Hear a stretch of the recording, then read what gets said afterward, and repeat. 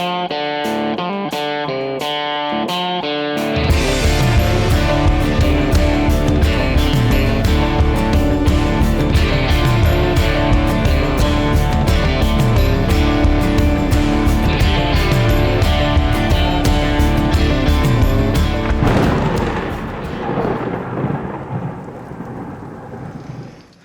guys, what's going on? Welcome back to the channel. I guess you can see we had some success this weekend. We managed to catch a handful of striped bass, and I figured since I'm fixing to start filleting these bad boys that I'd kind of show you guys how you fillet a striped bass. So let's get started and let's get that taken care of. First off, guys, on these bigger fish, it's a lot better to get up under this pectoral fin, and you can see how large the scales are on a striped bass. So you want to kind of angle your knife at an angle back to go up under those scales, because it's kind of hard just to cut right through them. You'll dull your knife. So let's get back behind the pectoral fin, and we're going to run that knife around to the top of the head.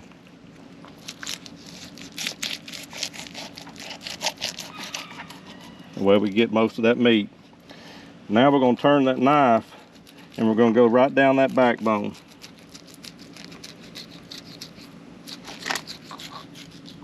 I'm kind of trying to angle my knife down at a slight angle because these fish are real thick toward the backbone. And once we get back here, let's plunge that knife through and take it all the way out the end. What I'm going to do next is I'm going to go ahead and flip this fish around, and we're going to do the same thing to the other side. The reason I did that is it kind of keeps the fish uniform to make it easier to work with. Come back in behind this pectoral fin at an angle, come toward the top of the head of the fish, turn the knife, and let's take it right down that backbone again at a slight angle downward.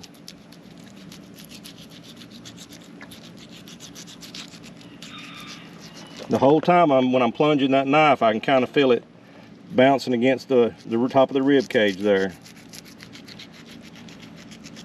When I get back here past the rib cage, I'm going to plunge that knife through and keep it at a downward angle. Let's come on out to the end of the fish. Just like that. See all those scales that build up on your knife? Those will dull a knife in a heartbeat. So let's clean all those scales off. I'm going to hit her with a sharpener a couple times.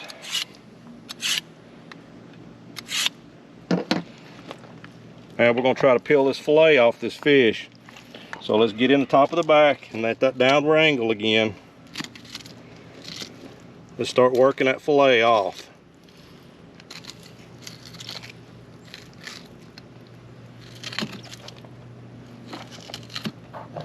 Try not to cut your partner. The things I do for videos. Yeah. And just like other fish, guys, these bass, pull that back out of here. Right in this area here, once you come across the top of that rib cage, there's some pin bones there. You can kind of break through those pin bones and come on down the top of that rib, and you get all that meat on top of the rib cage.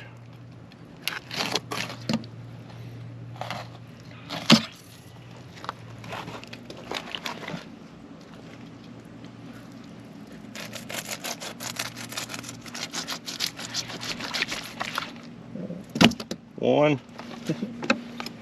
But by doing that, going through those pin bones, you can see I got all this meat right here, but you can actually feel those bones. They run right through this area right here, and they stop right about there.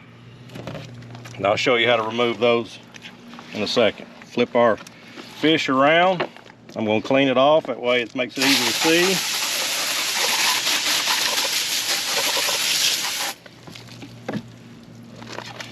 And the same thing on this side. Clean that knife off. Keep it at a slight downward angle. And let's peel this fillet off the backbone of this fish.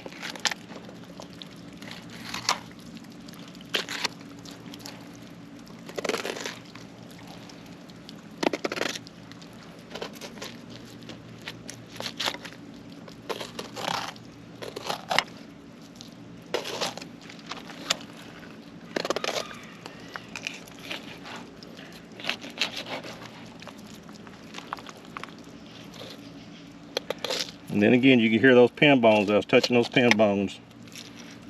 And I'm gonna cut through them and come on down.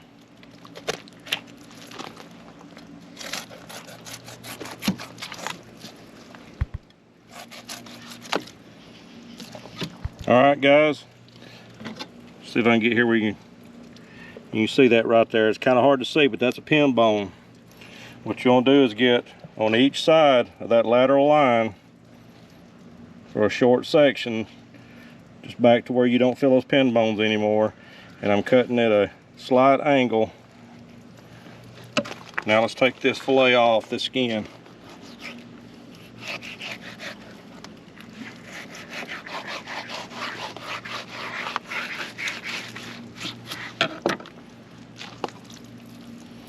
Right there is where all those pin bones are at, that section I just cut out. I'm going to take that out, get rid of it. Now what you got here, guys, is you see all this red meat here. You want to definitely trim this up and get all that red meat off, and you want to get that lateral line out, because what it does, like on some of my other videos, if you'll smell of it, it smells very fishy. And if it smells fishy, it's going to taste fishy.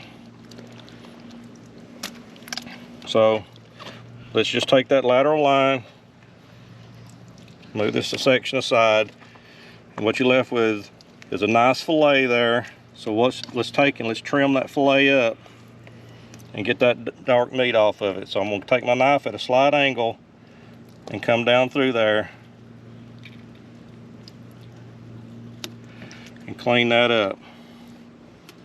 Turn it around, do the same thing here. This part here, guys, it's worth taking your time. Get most of that out of it. Same thing here. Just give that a little downward pressure on your fillet knife and just kind of skim that. Now what you can do is you can either cut this, you can either serve this whole like this, but what I like to do is I like to stake it up. And there's a couple different ways you can do that. You can stake it like that, or you can take your knife and run it at an angle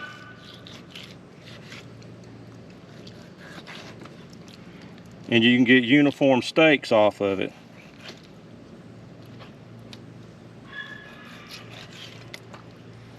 That's really a good trick to use on a lot larger fish than this one here. I just wanted to kind of show you that on this one here. Run that knife at an angle, and that way you get a uniform stake. It's the same thickness all the way through. So now we still got to trim up this piece here, guys. It's just based on you taking your time to clean this fish up properly.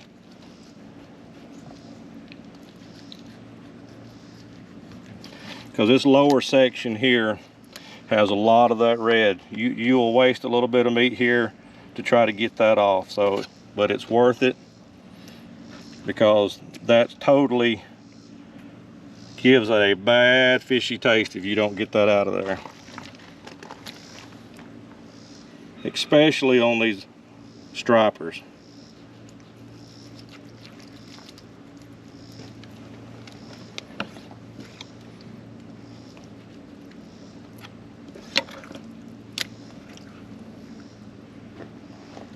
And it helps to have a good flexible fillet knife, and I'm kind of trying to keep that knife parallel and just giving it a little bit of pressure, downward pressure. You can see I'm kind of bending the knife, and it'll help you shave that off. Same way here, I'll show you again. Normally I wouldn't have to take that little bit off, but put downward pressure on that knife. See, guys, how it just shaves that right off. And you can stake that one up. Trim off any fat.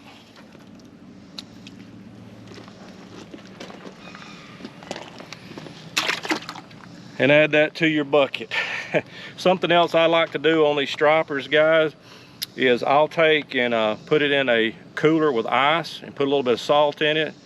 And believe it or not, I'll actually put it in the back of my truck for a few days and let it jostle it around that way to kind of get a lot of that extra blood and stuff out of that fish, unless you take and bleed that fish.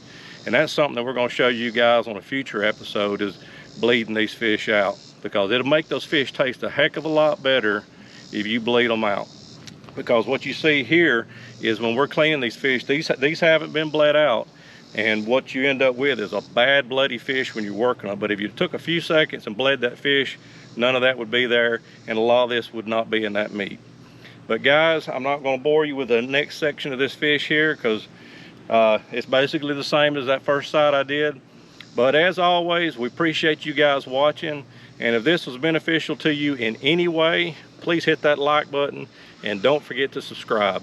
As always, thanks guys, and y'all have a blessed day.